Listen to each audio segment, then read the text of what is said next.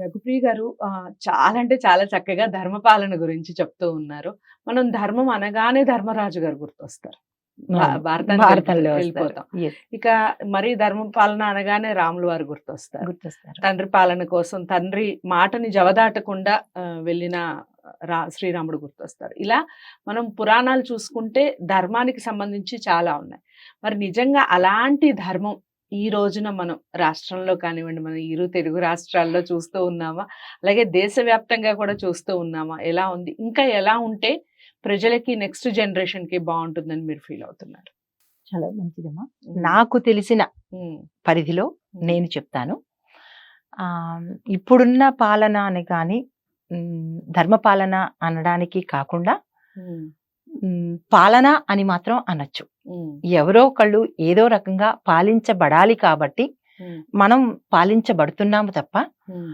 ఇది ధర్మపాలన అని అనడానికైతే మాత్రం లేదు. ఓకే. హ్మ్. హ్మ్. ఎందుకంటే ఒక పాలన ఎలాగుండాలి అంటే కింద స్థాయి నుంచి పై స్థాయి వరకు హ్మ్. ప్రతి ఒక్కళ్ళు ఆ పాలనలో సుఖంగా ఉండాలి. హ్మ్. లేదు అంటే సంతృప్తిగా ఉండాలి. హ్మ్. సుఖం కాకపోయినా సంతృప్తి అయితే మాత్రం సాటిస్ఫాక్షన్ ఉండాలి. సాటిస్ఫాక్షన్ ఇస్ మోర్ దెన్ దాన్నేమంటారు బలం.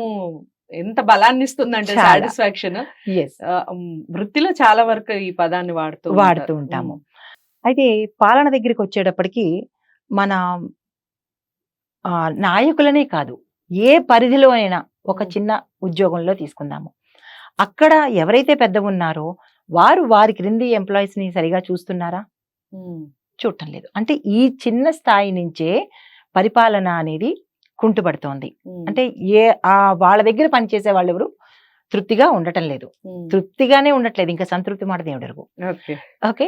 ఈ చిన్న వ్యవస్థలోనే మనకి పాలన అనేది సరిగా లేనప్పుడు అందరినీ పరిపాలించే వాళ్ళు ఒక దేశ పెద్ద ఉంటారు కదా, దేశ పెద్ద, రాష్ట్ర పెద్ద, గ్రామ పెద్ద, వీళ్ళు వాళ్ళ పరిధిలో చేస్తున్నారా అంటే ధైర్యంగా చెప్పొచ్చు, చేయటం లేదనే చెప్పొచ్చు. ఎవరికో కొంతమందికి మాత్రమే ఆ పాలనలో ఉండే లబ్ధిని పొందుతున్నారు తప్ప మిగతా అందరూ పొందలేకపోతున్నారు. ఎందువల్ల అంటే మళ్ళా దానికి తగిన పారామీటర్స్ వేరే ఉంటాయి. టోటల్ గా చెప్పాలంటే ఇప్పుడున్న పాలన ధర్మపాలన అనేది మాత్రం చెప్పలేని పరిస్థితే. ఓకే. చాలా చక్కగా వివరించారు. సో ధర్మపాలన ఉండాలి అంటే ఏదైనా ఒక చిన్న ఎగ్జాంపుల్ చెప్పండి. ధర్మపాలన ఉండాలి అంటే ఎవరైతే మనని పరిపాలిస్తున్నారో వారి కింది స్థాయి వారి దగ్గర నుంచి, అంటే సెక్టర్స్ వైజ్ అసలు ఆ ప్రాంతంలో ఒక ప్రాంతాన్ని ఎంచుకొని ఆ ప్రాంతంలో ప్రజలు కొంతమందిని తీసుకొని వాళ్ళ తాలూకా అవసరాలేంటి, వాళ్ళు ఏం చేస్తే అది అవుతుంది, జెన్యూన్ గా ఒక పద్ధతి ప్రకారం కనుక వాళ్ళు అంటే డైరెక్ట్ గా మన పెద్దవాళ్ళు వచ్చి, మన పెద్ద నాయకులు వచ్చి ఇంటింటికి వచ్చి తలుపు కొట్టి అడగక్కర్లేదు. వాళ్ళ కింద తరగతి వాళ్ళు, ఆ కింద ఎంప్లాయీస్ ని ఒక సెక్టార్స్ గా విభజించి, ఒక వర్గంగా విభజించి ప్రతి దగ్గరికి వెళ్ళి మీరు బాగుందా, మీకు అన్ని, అంటే పూర్వం అలాగే చేసేవాళ్ళు రాజులు. వాళ్ళ కింద స్థాయి వాళ్ళకి వెళ్ళి అడిగి వచ్చేవారు. అంటే అప్పుడంటే అందుతున్నాయా లేదా, మీరు చక్కగా ఉన్నారా లేదా. యాక్చువల్ గా పాలన అంటే అది, పాలనలోనే దాని అర్థం ఉంది. ఇప్పుడు ప్రస్తుతం అది జరగట్లేదు. అంటే జనాభా పెరిగింది, జనాభా పెరిగినా సదుపాయాలు పెరిగాయి కదా, మాడ్యూల్ పెరిగింది కదా, మనకి కావాల్సినవి అన్నీ పెరిగినాయి. ఆయనే ఇంటింటికి వచ్చి అడగక్కర్లేకుండా మిగతా కాంపోనెంట్స్ ఉపయోగించుకుని, మిగతా అవసరాలు ఉపయోగించుకుని దాని ప్రకారంగా కూడా చేస్తే ఇంకా రామరాజ్యం అని అనుకోవడమే కాదు, రామరాజ్యం రావడానికి అలా కనుక చేస్తే పాలకులు ప్రజలు కూడా అనుసంధానమై కనుక చేస్తే ఆ దేశం బాగుంటుంది, గ్రామం బాగుంటుంది, రాష్ట్రం బాగుంటుంది. చాలా బాగా చెప్పారు రఘుప్రియ గారు. సో నేను చదివినంత వరకు కూడా ధర్మరాజుకి సంబంధించి ఒక చిన్న ఇన్సిడెంట్ చెప్తాను. అంటే నేను చదివింది అది ఎంతవరకు కరెక్ట్, మనం ఎవరినో ధర్మరాజుని చూసిన వాళ్ళం కాదు, ఎక్కడో చోట చదివిన. ధర్మరాజు అశ్వత్థామాతః కుంజరః అన్న ఒక చిన్న మాటకి 2 నిమిషాలు దాన్ని ఏమంటారు, స్వర్గానికి గేట్లు తెరవలేదట. సో మనందరం ఒకసారి ఆ విషయాన్ని ఆలోచించండి. మనం చేసే చిన్న చిన్న అబద్ధాలు, చిన్న చిన్న పొరపాట్లకి మనకి ఇంకా ఎన్నిసార్లు స్వర్గం అనేది ఒకటి ఉంటుంది అని నమ్మే వాళ్ళకి చెప్తున్నాను. అంటే ధర్మం అనేది అంత గొప్పది. అంత గొప్పది కాబట్టే ధర్మరాజుకి అంత చిన్న పదానికి కనీసం 2 సెకండ్లు 3 సెకండ్లు మాట్లాడిన ఆ చిన్న పదానికి 2 నిమిషాలు స్వర్గానికి వెయిట్ చేయాల్సి వచ్చింది. సో అది విషయం.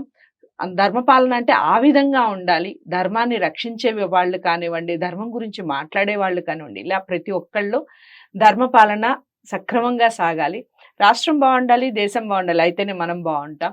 ఒక చిన్న చెప్పండి. విషయం చెప్పండి, దీనికి చెప్పండి. ఒక చిన్న కథ చెప్తాము. ఉమ్, అది కృష్ణుడు ధర్మరాజుని ఇటు దుర్యోధనుడిని ఒక క్వశ్చన్ వేశాడు.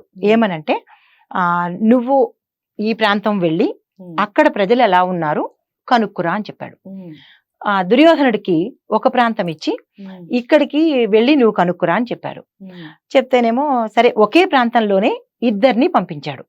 నువ్వు వెళ్ళి అక్కడ ప్రజలు ఎలా ఉన్నారు, వాళ్ళ స్థితిగతులు ఏంటి, వాళ్ళ మంచి చెడ్డలేంటి, బాగోగులు కనుక్కురామని పెట్టాడు. ఉమ్, దుర్యోధనుడు వెళ్ళాడు.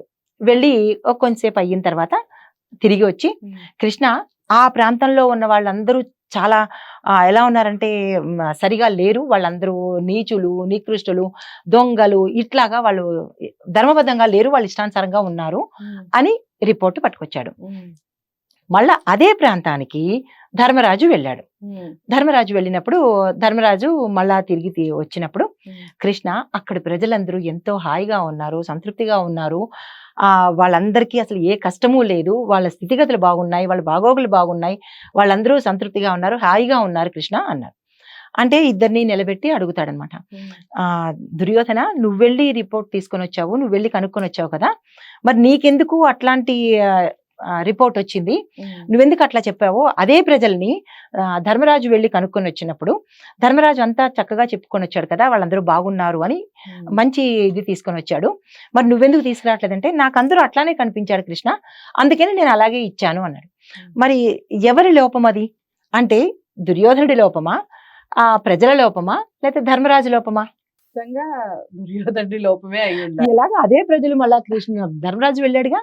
అంటే మనం చూసే చూపులో, మనం మాట్లాడే Exactly. మాటలో, మన ఆ. మన చేతల్లో Yes. అది ఖచ్చితంగా కనిపిస్తుంది. యద్భావం తద్భవతి తద్భవతి. అని ఉంటుంది. ఉమ్, ఉమ్, కానీ ఈ యద్భావం తద్భవతి అనేది కూడా ఒక్కొక్కసారి తప్పే అవుతుందమ్మా. ఉమ్, ఉమ్, ఎందుకు అంటే దీని గురించి ఒక చిన్నది చెప్తాను, సమయం ఎక్కువ తీసుకోను. అయితే అందరూ అంటారు యద్భావం తద్భవతి అంటారు కదా.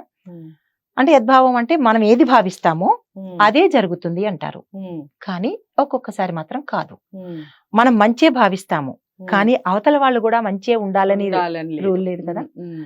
మనం మనమైతే మంచి చెయ్యాలి. చెయ్యాలి అని అనుకుంటాము. ఉమ్, అంటే ఒక్కొక్కసారి మాత్రం యద్భావం తద్భవతి అనేది మాత్రం తప్పు అవుతుంది. కానీ ఇంకొక వైపు ఎలాగా అంటే ఉమ్, నవేడేస్ అందరూ అనుకుంటుంటారు కదా, మేనిఫెస్టేషన్, ఉమ్, ఉమ్, అఫర్మేషన్. ఉమ్, అంటే మనం ఏదైతే మేనిఫెస్టేషన్ చేస్తామో అంటే దానికి అది ఆధ్యాత్మిక పరంగా యద్భావం అని ఉంది, దీన్ని ఈ పరంగా చెప్తున్నాను. ఉమ్. మనం మేనిఫెస్టేషన్ ఏదైతే చేస్తామో అదే తిరిగి వస్తుంది. ఓకే. చాలా అంటే అఫర్మేషన్ చాలా అయితే ఏదైతే చేస్తామో అదే వస్తుంది. అదే వస్తుంది. ఓకే. సో మళ్ళీ అటొచ్చి ఇటొచ్చి మనం లా ఆఫ్ అట్రాక్షన్ కి వచ్చేసాము ధర్మంలో. ఏదేమైనప్పటికీ ధర్మపాలన అనేది ఎలా ఉండాలి, ధర్మం ఏ విధంగా ఉండాలి, నేటి రాష్ట్రాలు కానివ్వండి, మన దేశం కానివ్వండి సుభిక్షంగా ఉండాలంటే ముందు పాటించాల్సింది ధర్మమే. మరి ఈ వీడియో అందరికీ నచ్చిందని అనుకుంటున్నాను. నచ్చితే తప్పకుండా లైక్ చేసి షేర్ చేయండి, ఛానల్ని సబ్స్క్రైబ్ చేసుకోండి.